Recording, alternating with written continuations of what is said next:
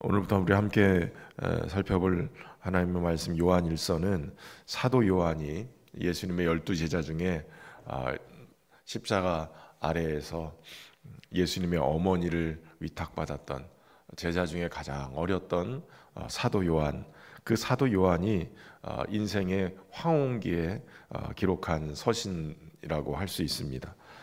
다른 12제자들 중에 다른 제자들은 대부분 순교를 하고 말았지만 이 사도 요한만큼은 아마도 예수님의 어머니를 위탁받았기 때문에 그의 수명을 다 할 때까지 살지 않았나, 유일하게 순교하지 않고 마지막까지 살았다라고 얘기할 수 있습니다.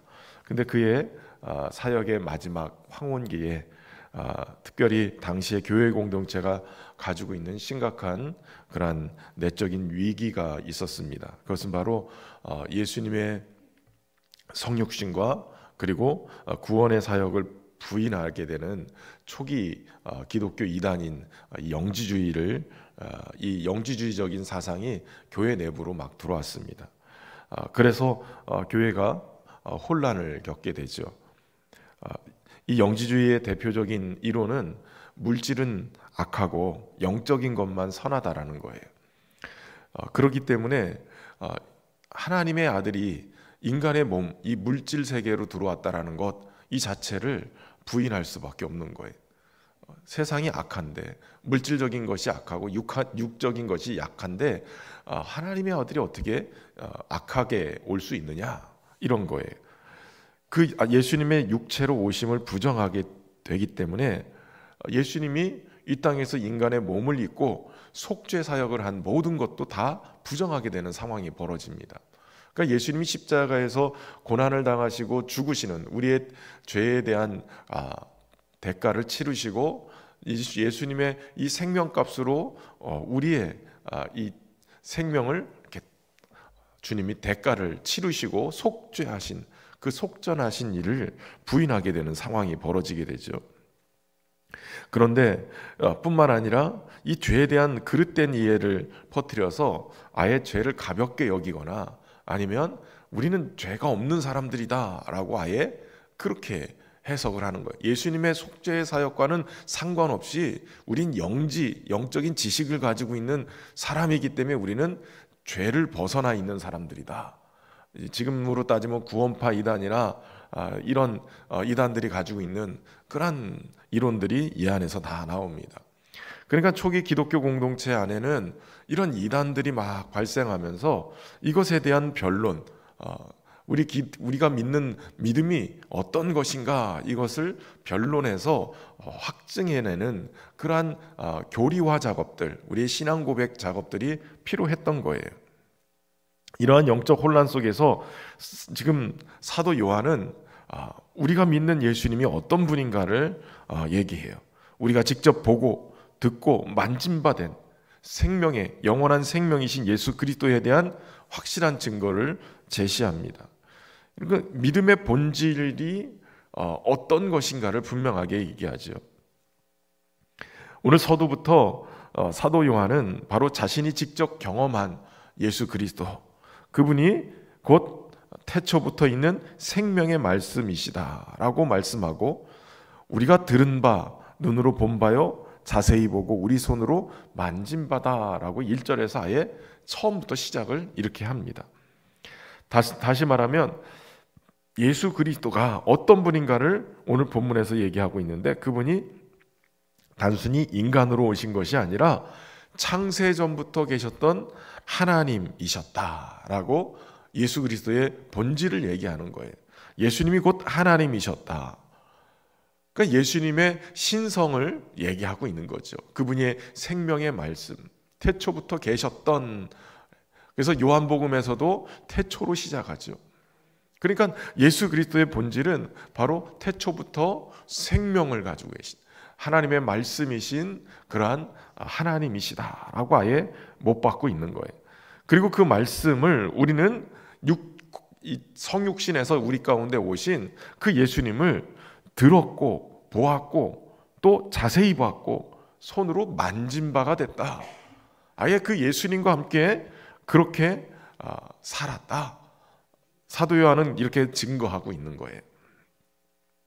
특별히 이렇게 증언하는 이유, 그것은 바로 3절 말씀에 우리가 보고 들은 바를 너희에게도 전함은 너희로 우리와 사귐이 있게 하려 함이니 우리의 사귐은 아버지와 그의 아들 예수 그리스도와 더불어 있음이라 라고 얘기하고 있어요. 이건 누린다라고 표현하고 있어요. 그러니까 우리와 너희가 사귐을 통해서 지금 이렇게 얘기하는 것은 바로 아버지와 그분의 아들 예수 그리스도 그분을 사귐을 통해서 우리가 누리게 되는 그런 은혜를 고백하고 있는 거예요. 바로 아버지와 함께 계시다가 우리에게 나타나신 바 된 그 아들, 그분과의 교제가 일어나게 될 때, 사실은 성도의 교제는 바로 하나님 아버지와 그분의 아들 예수 그리스도와의 관계를 바탕으로 해서 출발하는 거예요. 다시 말하면 우리가 예수 그리스도 안에서 믿음을 고백하고 함께 이렇게 주님의 몸된 교회로 하나 되고 이렇게 교제할 수 있는 근거는 바로 하나님 아버지와 예수 그리스도의 관계에서부터 출발하고, 또 사도들이 만진바되고 본바되고 자세히 살피고 그렇게 경험했던 예수 그리스도와의 그 사귐 안에서 하나님과의 사귐을 이어가게 되는 그 바탕 안에서 우리가 교제를 한다는 거예요. 여러분, 우리가 바로 예수 그리스도 안에서 교제할 수 있을 때 진정한 사귐의 이 누림을 경험할 수 있게 되는 거예요. 그러니까 사랑방이든 어디든 예수님을 빼놓고 모이면 그건 다 그냥 친교 모임인 거죠. 우리 각자 이 달란트대로 또 때로는 취미대로 우리 동호회 성교회를 만들어 놨는데 모여가지고 맨 그거만 하고 있으면 안 돼요. 그 안에 예수 그리스도가 함께 누려져야죠. 동호회 성교회도 모여가지고 이것저것 운동도 하고 취미생활도 하지만 그 안에 예수 그리스도가 누려지고 나눠지고 사귐이 있고, 그래야 새 가족들이나 누구들 친구들을 초청해서 같이 모이면서 그건 전도의 목적이 다 있는 거예요. 예수 그리스도 안에 있는 생명이 같이 나눠지는 거죠. 그럴 때 우리의 기쁨이 너희 안에 충만하게 하려 함이라 라고 얘기하고 있는 거예요. 하나님과의 깊은 교제가 성도 간의 진실한 교제로 이어지고 이 안에는 충만한 기쁨이 있게 되어지는 거예요. 예수 그리스도 안에서 우리에게 허락해 주시는 이 사귐이 누림이 되고 기쁨으로 충만한 그러한 신앙생활이 되기를 주의 이름으로 축원합니다. 또한 사도 요한은 바로 우리가 교제하고 있는 그 하나님이 어떤 분이냐, 예수님을 통해서 우리가 듣고 또 전하는 소식이 이것이다 라고 얘기하면서 하나님에 대한 부분을 선포하고 있어요. 그분은 빛이시다 라는 거예요. 하나님이 빛이시다. 그렇기 때문에 그분 안에 있을 때 그분이 어둠이 조금도 없으신 빛이시기 때문에 그분과 사귐이 있으면 어둠이 물러가게 돼 있다는 거예요. 빛이 비칠 때 어둠이 물러나는 것처럼 주님과의 완전한 그 사귐 속에는 거룩함과 순결함, 이것이 찾아 들어오게 되는 거예요. 다시 말하면 어둠 가운데서 행하는 이 불순종과 죄와 불의와 거짓들, 이것들이 빛이신 주님과 교제하게 되면 이게 다 물러나가게 되는 거예요. 그렇게 담배를 끊지 못하는 분이 계셨대요.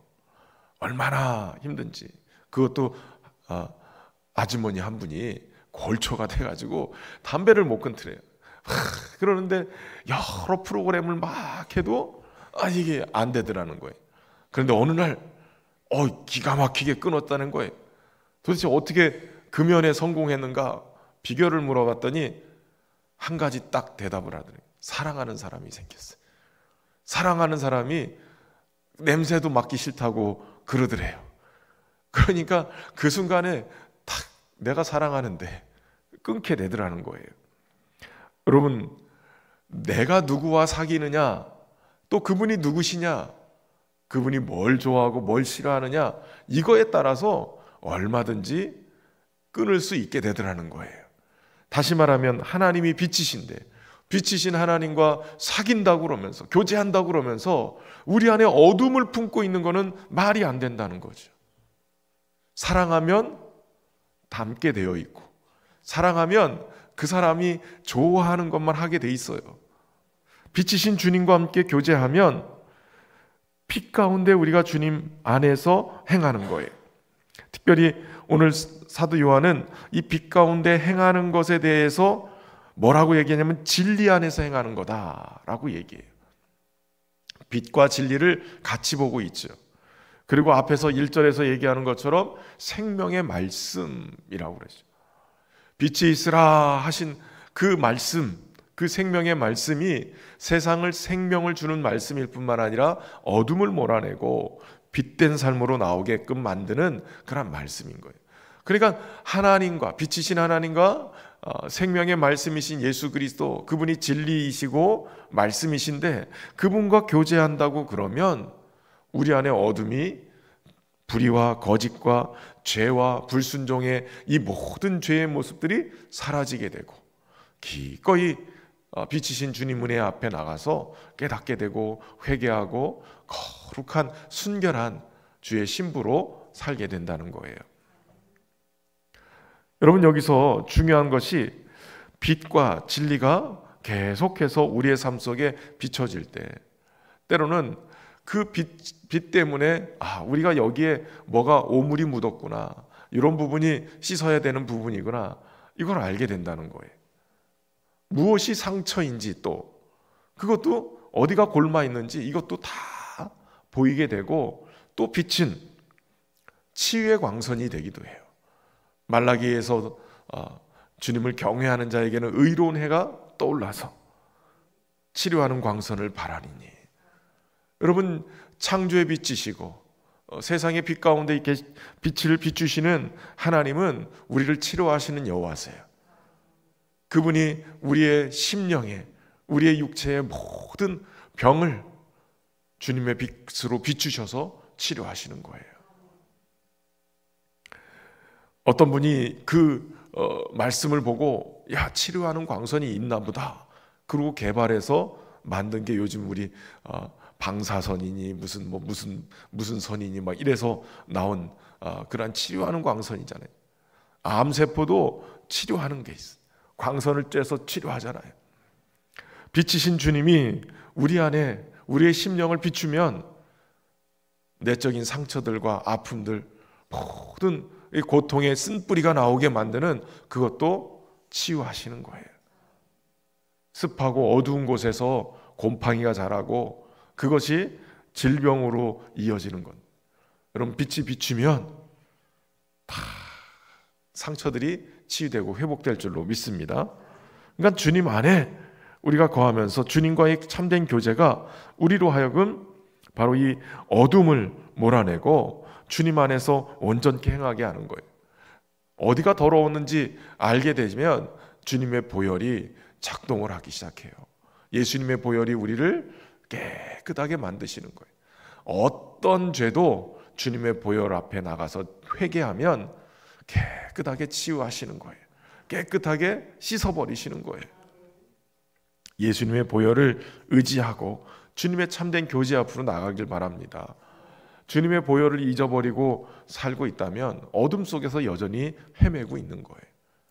특별히 진리 안에서 행하게 될 때, 그때 우리는 예수님의 보혈의 은혜를 입고 모든 죄로부터 깨끗하게 더욱더 순결하게 살아가게 될 줄로 믿습니다.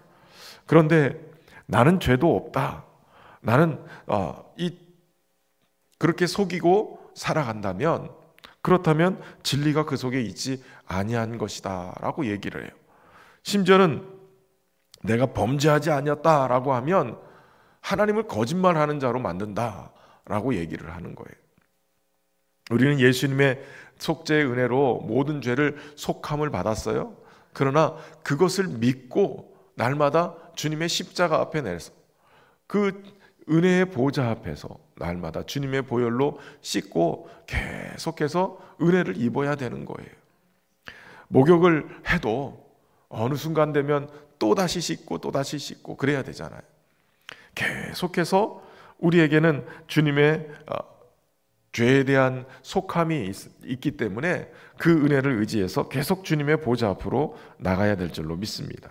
만일 우리가 우리 죄를 자백하면 그는 미쁘시고 의로우사 우리 죄를 사하시고 모든 불의에서 깨끗하게 하실 것이라는 거예요. 죄만 사하는 게 아니라 불의한 삶에서부터 우리를 깨끗하게 만들어 가시는 겁니다. 그러므로 오늘 주님과의 그 사귐, 교제의 자리로 나가서 우리를 날마다 새롭게 하고 깨끗하게 하고 하나님의 빛의 자녀로 살아갈 수 있도록 만드시는 주님과의 사귐, 그 은혜 속에 빛 가운데 나가기를 주의 이름으로 축원합니다. 그것을 우리가 누리는 삶, 그 누리는 삶을 오늘도 살아가기를 주의 이름으로 축원합니다. 참 좋으신 하나님, 오늘도 빛 대신 우리 주님과 또 생명의 말씀이신 우리 주님과 사귐을 통해서 우리가 빛의 자녀임을 다시 확인하고 살아가게 하시니 감사합니다.